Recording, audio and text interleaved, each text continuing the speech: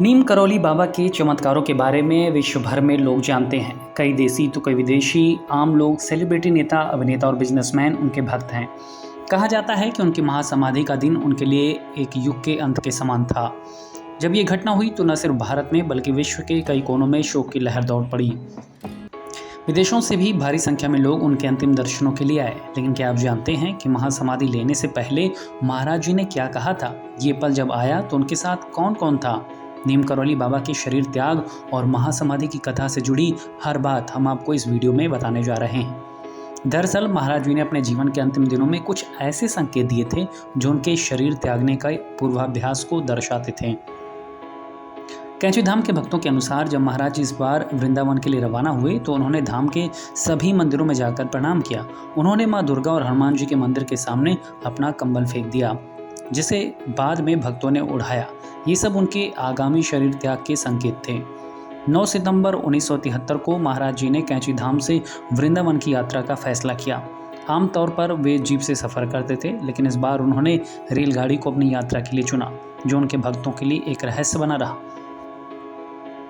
Mathura station पर पहुंचने के बाद कुछ भक्तों ने उनके चरण स्पर्श किए, लेकिन थोड़ी ही देर में महाराज जी की तबीयत बिगड़ने लगी। वो बेहोश हो गए और उन्हें तुरंत रामकृष्ण मिशन अस्पताल में भर्ती कराया गया। अस्पताल में जब महाराज जी को ऑक्सीजन दिया गया तो उन्होंने इसे खींचकर फेंक दिया और कहा कि ये सब बेकार है। इसके तुरंत बाद उन्होंने 3 बार जगदीश का नाम लिया और 11 सितंबर 1973 की मध्यरात्रि में अनंत चतुर्दशी के पवित्र दिन उन्होंने इस भौतिक शरीर का त्याग कर दिया। महाराज जी के निधन की खबर फैलते ही देश भर से उनके भक्त वृंदावन की ओर दौड़ पड़े।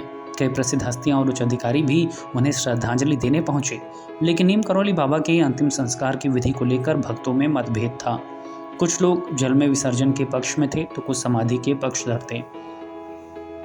तभी वृंदावन के संत पागल बाबा ने निर्णय लिया कि महाराज जी का दाह संस्कार आश्रम में ही किया जाएगा। जैसे ही नीम करौली बाबा का शरीर आश्रम में लाया गया, वैसे ही अचानक तेज तूफान और बारिश ने सबको घेर लिया। भक्तों को कुछ भी दिखाई नहीं दे रहा था। इस बीच श्री सिद्ध मां पहुंची और जैसे ही उन्होंने आश्रम में कदम रखा, तूफान शांत हो गया। इसके बाद महाराज जी के शरीर को चंदन की लकड़ी पर रखा गया और सभी ने उनके अंतिम दर्शन किए। महाराज जी की अंतिम यात्रा में भक्ति संगीत और भक्तों की भीड़ के साथ चारों ओर जुलूस निकाला गया। यात्रा के दौरान भक्तों ने फूलों की वर्षा की और मंदिरों में आरती की। जब उनके भौतिक शरीर को अग्नि दी गई तब भक्तों ने दिव्य दर्शन किए।